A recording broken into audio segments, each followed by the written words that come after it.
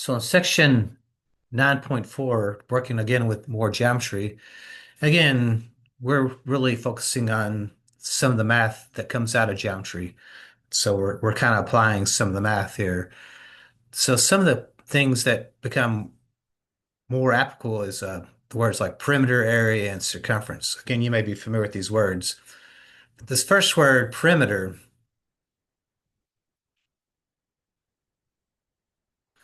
so this first word, perimeter, we're talking again with polygons to start with. Uh, The perimeter is the distance around a polygon. So one of the simplest polygons is a triangle. So to find the perimeter of a triangle, it's the total distance around the triangle. We can find this by adding the lengths of the three sides. So if we know the three sides of a triangle, we can determine the perimeter of the triangle by just simply adding the three sides together. Now the formulas can vary depending on what kind of triangle we have. So keep that in mind. So we have isosceles triangles and equilateral triangles, things like that. So our formulas can get modified based on the different types of triangles. The same way with quadrilaterals. Remember, a quadrilateral is a four-sided figure. The perimeter of a quadrilateral, again, is the distance around it. But remember, a quadrilateral is a four-sided shape. So to find the perimeter of a quadrilateral, we have to add up all four sides. But remember, there are special types of quadrilaterals, squares, rectangles, parallelograms, the rhombus, a trapezoid. Those are some of the ones that come to mind off the top of my head. If we know enough information to determine the lengths of all four sides, then we can determine the perimeter of that quadrilateral.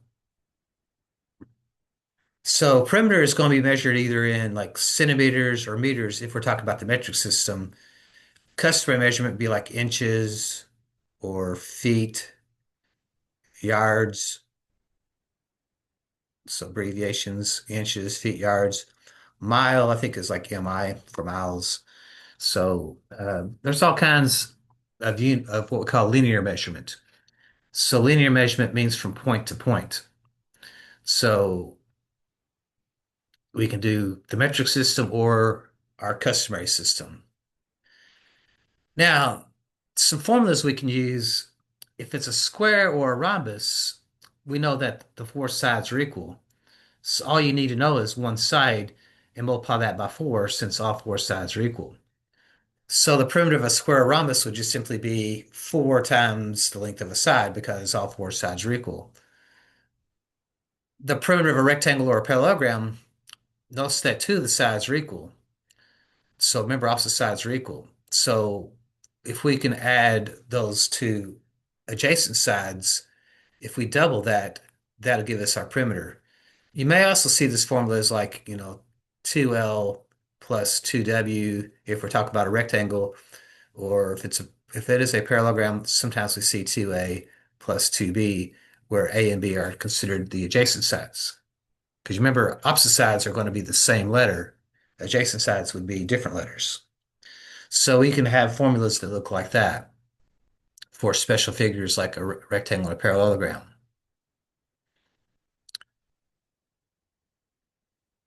Let's see.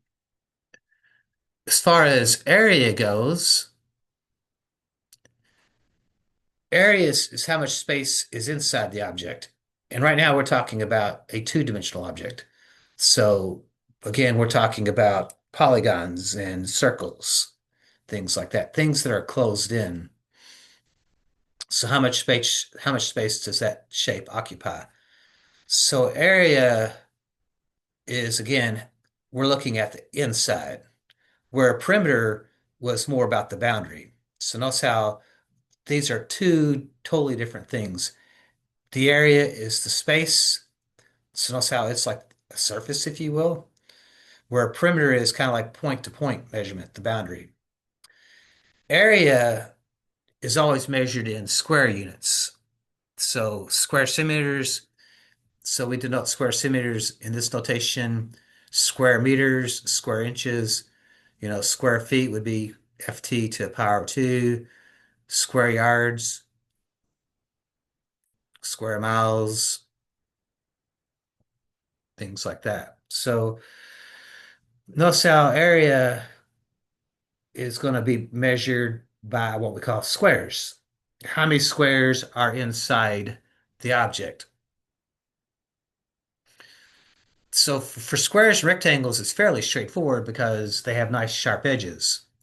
So if I have a 4 centimeters by 6 centimeters, notice how I can divide this into, again, this is like 1 centimeter, 2 centimeters, 3 centimeters, 4 centimeters, and this is like 1, 2, 3, 4, 5, 6 centimeters. So notice how I can draw 4 squares up and 6 squares across. So when I do that though, the area is how many squares are in the shape. So if we look, there's like 4, 4, 4, 4, 4, 4. That means there's 6 4s, or you could have said 6, 6, 6, 6. You could have said 4 6s. So you could do that either way, you would get 24 as your math. In other words, our area would be measured as 24 squares, but they're in centimeters. So we call that 24 square centimeters. Now, what becomes challenging is cutting shapes up into squares. So what we look for are strategies. We're looking for formulas because formulas are a better way to do it than sitting there trying to count out the squares in a shape. So for the area of a rectangle, instead of sitting there counting up the squares, if we just multiply the length times the width, that'll tell how many squares are inside of it. So if you notice how we have a rectangle here, if I just multiply the 6 and the 4 together, usually 6 is the longer side, the width is usually the shorter side, but bottom line is you got to declare one the width, one the length. And once you do that, you can multiply those together to get the area. So the area is equal to length times width. They use a script A. We're not going to be that fancy. We're just simply going to say A is equal to length times width. Notice that when you put a letter next to a letter, that's understood to be multiplication. So that does mean the same thing as area equals length times width. The area of a square, notice that since the sides are the same, S times S is the same thing as S squared. So we don't need the fancy script letter. We can just simply say A equals S squared for us, because that's a pretty cool A, but I don't think I can draw that A that way. So a parallelogram is a little bit different. Notice how a parallelogram, we don't have sharp edges. But notice how in a parallelogram, you can cut off one side and move it to the other side. And notice how you can create what's called a rectangle. But notice how this H is actually the height of the rectangle. It's the distance from the bottom base to the top base. It's this vertical distance. So remember, the height the height is not this slanted distance.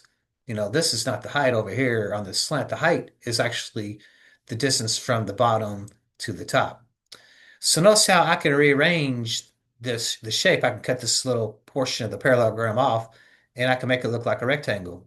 So the formula is going to be base times the height. But notice that the base is, you can call it the bottom, but the catch is the height is perpendicular to the base. So if this is the base, the height's got to be the distance from the top to the bottom. So it's the vertical distance. So notice how a parallelogram, the form is very similar to a rectangle.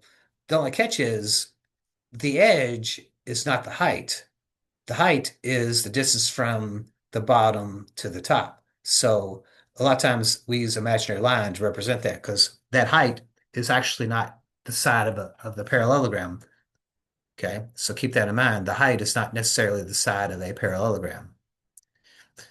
So in a triangle, what we pick up on the triangle is like, notice how it's 1/2 base times the height. Remember, base times height is like the area of a rectangle or a parallelogram.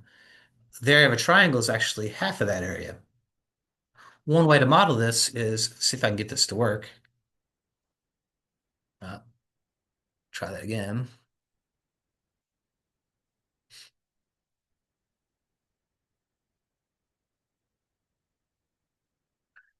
So one of the things I can pick up on is right now, notice that the base of the triangle is 20 and the height is 10. What I can do, see if I can get this to show up here on a full screen. Notice how I can kind of drag this over to the left. And notice how when I do that, the height is the same thing as this distance here now. But notice how this is now half the area of a rectangle. So if I multiply the 20 times the 10, that's going to be the area of the rectangle. But if I take half of that, so half of 200 would be 10, would be the area of the triangle. So the area of a triangle, the formula is derived because a triangle is actually can you can make you could create two if you put the two triangles together, that's going to create a rectangle or a parallelogram. So all we need to know is the height of the triangle and the base of the triangle, and that's going to help us calculate the area of the triangle. So a trapezoid, notice how it's a really unusual formula. So if I probably need the diagram here. So notice that B represents the big base, little b represents the smaller base.